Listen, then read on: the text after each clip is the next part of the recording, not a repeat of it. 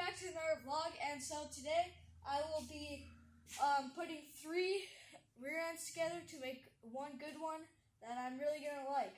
So right here, this is 243 rear end right here, but the thing is this has a locker, and my other rear end over there, my 342, which is the gearing that I'm on, that is just an open rear end. So what I plan to do is put the locker of the 243 into this 343 right here, and then so the backing plates on this one are bent, and we're gonna, so for our backing plates, this is the original rear end that was in the 78 Monte Carlo.